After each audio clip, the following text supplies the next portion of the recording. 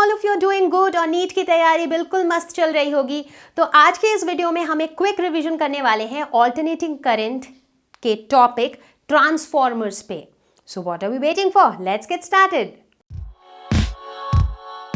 अच्छा, तो अभी तक हमने एसी सर्किट की बहुत सारी चीज़ों की बातें की, ठीक है। तो अब हम बात करते हैं power associated with N AC circuit. इसमें पावर का क्या खेल है, कितना पावर कंज्यूम हो रहा है एक एसी सर्किट में। अच्छा, अगर हम एसी सर्किट के बारे में भूल भी जाएं तो नॉर्मली हम पावर को कैसे डिफाइन करते हैं। पावर हमेशा होता है work done per unit time. In general हम इसी तरीके से पावर को डिफाइन करते हैं, ठीक है। एसी सर्किट के केस में जो भी हम एवरेज पावर निकालते हैं, एवरेज पावर एक एसी सर्किट के रिलेटेड होता है VRMS IRMS cos फाई। मतलब ये पावर जो है ये हमेशा करंट और वोल्टेज के RMS वैल्यू पे डिपेंड करती है। और इसके साथ एक टर्म आता है cos फाई का। इस cos फाई को हम कहते हैं पावर फैक्टर।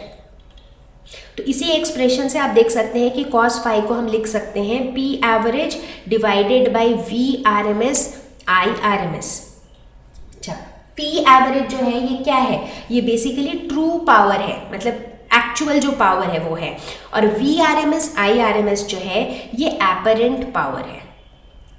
तो एक तरीके से पावर फैक्टर को हम डिफाइन करते हैं true power bye apparent power के रेशियो से, ठीक है। तो ये हमारा हो गया एवरेज पावर। अब आप सोच रहे होंगे कि इस एवरेज पावर में भी फाई है और फाई का यहाँ बहुत बड़ा रोल भी है। जैसे हम एग्जाम्पल देते हैं, जैसे जैसे फाई की वैल्यू चेंज होती जाएगी पावर फैक्टर चेंज होती जाएगी और उससे जो है ना हम बता सकते हैं कि सर्किट किस तरह का है। जैसे कि पहला एग्जाम्पल लेते हैं, जैसे अगर फाई की वैल्यू 0 होती है तो उस केस में क्या हो जाएगा, cos फाई की वैल्यू हो जाएगी 1, ठीक है। और फाई की वैल्यू 0 का क्या मतलब है, इसका मतलब है कि वोल्टेज और करंट जो है ये दोनों सेम फेज में है। और ऐसा कौन से सर्किट में होता है, ऐसा होता है रेजिस्टिव सर्किट में, जिस सर्किट में सिर्फ रेजिस्टर है, ठीक है।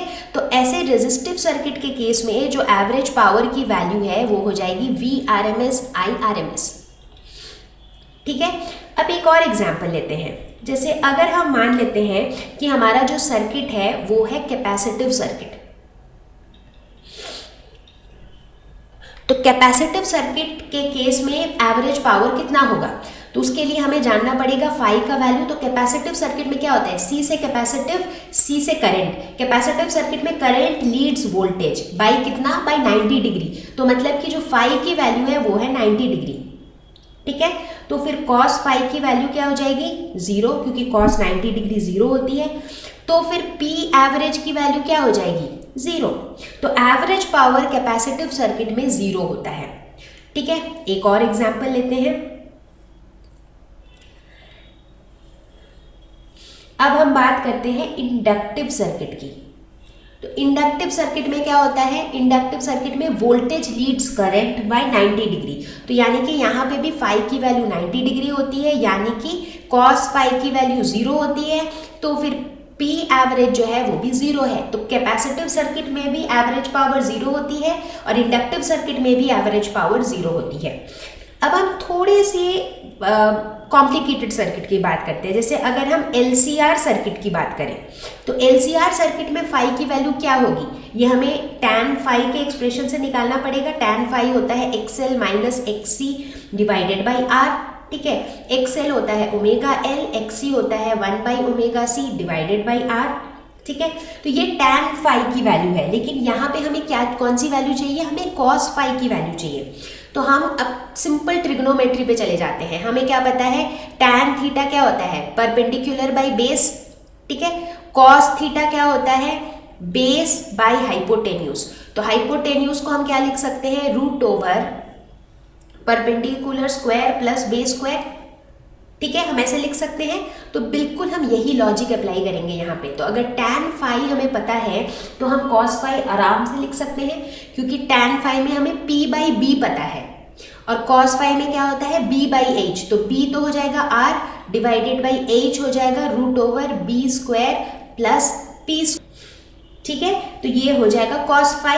अब अगर हमें cos phi पता है तो उस केस में हम आराम से P एवरेज निकाल सकते हैं। P एवरेज हो जाएगा V RMS I RMS into cos phi, तो into R divided by root over R square plus omega L minus 1 by omega C का होल स्क्वायर।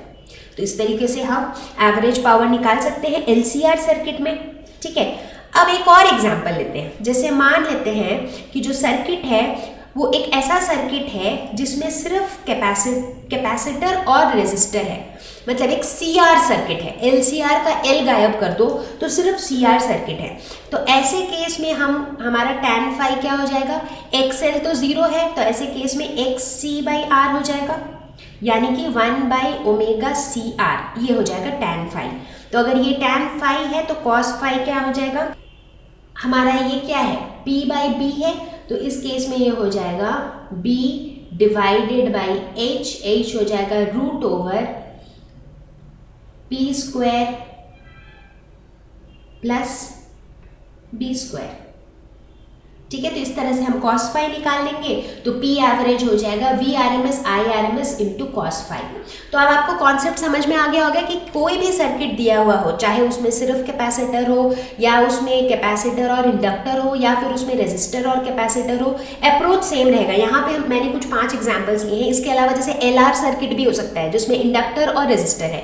इसके अलावा LC सर्किट भी हो सकता है जिसमें इंडक्टर और कैपेसिटर है, और सभी के केस में एवरेज पावर निकालने के लिए हम सेम अप्रोच फॉलो करेंगे। अब हम डिस्कस करेंगे ट्रांसफॉर्मर्स। ये एक बहुत इंपॉर्टेंट एप्लीकेशन है ऑल्टरनेटिंग करंट का। तो नॉर्मली ट्रांसफॉर्मर में होता क्या है, तो जैसा कि इसका नाम है ट्रांसफॉर्मर, यानी कि ये कुछ ट्रांसफॉर्म करता है। जनरली क्या ट्रांसफॉर्म करता है, जनरली वोल्टेजेस ट्रांसफॉर्म करता है। कम वोल्टेज को ज़्यादा वोल्टेज में चेंज कर सकता है, कभी कभी ज़्यादा को कम में चेंज कर सकता है। तो ये ट्रांसफॉर्मर का बेसिक रोल होता है। और जब हम ट्रांसफॉर्मर के कंस्ट्रक्शन को देखते हैं तो यहाँ पे मेनली 2 कॉइल होते हैं, एक प्राइमरी कॉइल और एक सेकेंडरी कॉइल। जैसे कि इस पिक्चर में आप देख रहे हैं कि इस तरफ ये जो इधर का जो कॉइल है ये प्राइमरी कॉइल है और इधर का जो कॉइल है ये सेकेंडरी कॉइल है। ठीक है, और ये दोनों कॉइल्स जो है एक दूसरे से इंसुलेटेड होते हैं, एक दूसरे से कनेक्टेड नहीं होते हैं। ठीक है, और मोस्टली जो हमारा प्राइमरी कॉइल होता है वो इनपुट कॉइल होता है। तो प्राइमरी कॉइल जो है वो हमारा इनपुट कॉइल होता है और जो सेकेंडरी कॉइल है वो हमारा आउटपुट कॉइल होता है। ठीक है, तो ट्रांसफॉर्मर में बेसिकली जो ट्रांसफॉर्मर के नंबर ऑफ टर्न्स होते हैं उसका बहुत बड़ा रोल होता है। ठीक है, इसमें होता ये है कि जैसे इस केस में जो पहला एग्जाम्पल है उस केस में हम क्या देख रहे हैं कि जो नंबर ऑफ टर्न्स है प्राइमरी कॉइल में जो रेड कलर से दिखाया गया है वो कम है जब हम उसको सेकेंडरी कॉइल से कंपेयर करें। मतलब ये वाला जो केस है, इस केस में जो नंबर ऑफ टर्न्स है ऑन द प्राइमरी कॉइल ये लेस है number of turns on the secondary coil में। ठीक है, लेकिन वही अगर हम इस केस में देखें, यहाँ पे जो प्राइमरी कॉइल के नंबर ऑफ टर्न्स हैं वो ज़्यादा है सेकेंडरी कॉइल के नंबर ऑफ टर्न्स से, और ये नंबर ऑफ टर्न्स ही सब कुछ डिसाइड करता है। तो ट्रांसफॉर्मर का जो बेसिक रिलेशनशिप होता है वो ये होता है, voltage across the secondary coil by voltage across primary coil is equal to current across primary coil by current across secondary coil is equal to number of turns across secondary coil by number of turns across primary coil। इसको शायद जब मैंने बोला तो सुनने में बड़ा ही confusing लगा होगा, बट बेसिकली इसका ये मतलब है कि जो वोल्टेज रहेगा किसी भी कॉइल में वो डायरेक्टली प्रोपोर्शनल रहेगा नंबर ऑफ टर्न्स से। मतलब अगर number of turns primary coil में कम है तो वोल्टेज भी प्राइमरी कॉइल में कम होगा। तो इस केस में voltage across primary coil will be less than voltage across secondary coil. उसी तरह अगर number of turns primary coil में ज़्यादा है तो वोल्टेज अक्रॉस प्राइमरी कॉइल भी ज़्यादा होगा। लेकिन करंट का जो रिलेशनशिप है वो इनवर्स है नंबर ऑफ टर्न्स से। ठीक है, यानी कि इस केस में जो करंट होगा प्राइमरी कॉइल के अक्रॉस ये ज़्यादा होगा और इस केस में जो करंट होगा प्राइमरी कॉइल के अक्रॉस ये कम होगा। ठीक है, तो अब इस केस में हो क्या रहा है, तो अगर आप इसकी फंक्शनैलिटी को देखें तो इस सिचुएशन में क्या हो रहा है कि जो आउटपुट वोल्टेज है वो इनपुट वोल्टेज से ज़्यादा है, राइट। और जो सेकेंड केस है, इस केस में जो आउटपुट वोल्टेज है वो इनपुट वोल्टेज से कम है। और अगर करंट की टर्म्स में बात करें तो पहले केस में जो आउटपुट वोल्टेज है वो इनपुट वोल्टेज से कम है, और उसी तरह से सेकंड केस में भी। तो ये दो तरह के, बेसिकली ये जो दो डायग्राम बने हुए हैं ये दो डिफरेंट टाइप के ट्रांसफॉर्मर हैं। तो जो पहला टाइप का ट्रांसफॉर्मर है इसको हम कहते हैं step up transformer. Step up क्यों कहते हैं? क्योंकि इस केस में जो आउटपुट वोल्टेज होता है वो इनपुट वोल्टेज से ज़्यादा होता है, या फिर इसको आप ऐसे याद रख सकते हैं, स्टेप अप मतलब कोई भी चीज़ का बढ़ना। तो यहाँ पे नंबर ऑफ टर्न्स बढ़ रहे हैं आउटपुट में, राइट? तो यहाँ पे वोल्टेज भी आउटपुट में बढ़ रहा है, तो ये है स्टेप अप। और ये दूसरा केस एग्जैक्टली ऑपोजिट है, तो ये है स्टेप डाउन ट्रांसफॉर्मर। तो ये दो तरीके के ट्रांसफॉर्मर होते हैं। तो एक बार अगर आप ये दोनों कॉन्सेप्ट को समझ गए, स्टेप अप मतलब आउटपुट में नंबर ऑफ टर्न्स ज़्यादा होंगे, और उसके बाद अगर आपको ये एक्सप्रेशन याद रहे कि वोल्टेज नंबर ऑफ टर्न्स के डायरेक्टली प्रोपोर्शनल है, करेंट नंबर ऑफ टर्न्स के इनवर्सली प्रोपोर्शनल है। ठीक है, तो ये हो गया हमारा ट्रांसफॉर्मर का बेसिक। अब हर एक ट्रांसफॉर्मर की एक एफिशिएंसी होती है, और एफिशिएंसी हम कैसे निकालते हैं? एफिशिएंसी को हम डिनोट करते हैं ईटा से, और ये होता है VSIS डिवाइडेड बाय VPIP। ठीक है, तो VSIS मतलब जो आउटपुट के अक्रॉस का जो पावर है डिवाइडेड बाय इनपुट के अक्रॉस का जो पावर है, इससे हम एफिशिएंसी निकालते हैं। अगर किसी ट्रांसफॉर्मर की एफिशिएंसी 100% है, इसका मतलब है कि ईटा की वैल्यू जो है वो 1 है। अगर ट्रांसफॉर्मर का एफिशिएंसी 100% है, जो कि प्रैक्टिकली पॉसिबल नहीं होता है, तो इस केस में VSIS की वैल्यू जो है वो VPIP के बराबर होती है, क्योंकि ईटा की वैल्यू यहाँ पे 1 हो जाती है। लेकिन नॉर्मली कभी भी ट्रांसफॉर्मर की एफिशिएंसी 100% तो नहीं हो पाती है, लेकिन अगर एक ट्रांसफॉर्मर को बहुत ही अच्छी तरीके से डिज़ाइन किया जाए तो करीब करीब 95% तक एफिशिएंट ये हो जाती है। अब जितनी ज़्यादा एफिशिएंसी, इसका मतलब है कि उतना कम एनर्जी लॉस हो रहा है, राइट? अगर 100% एफिशिएंट है, इसका मतलब कि कोई एनर्जी लॉस हो ही नहीं रहा है, जो कि पॉसिबल नहीं होता है। थोड़ा बहुत एनर्जी लॉस होता ही है, और जितनी कम एफिशिएंसी उतनी ज़्यादा एनर्जी लॉस। ठीक है, तो ये हो गए हमारे ट्रांसफॉर्मर के बेसिक।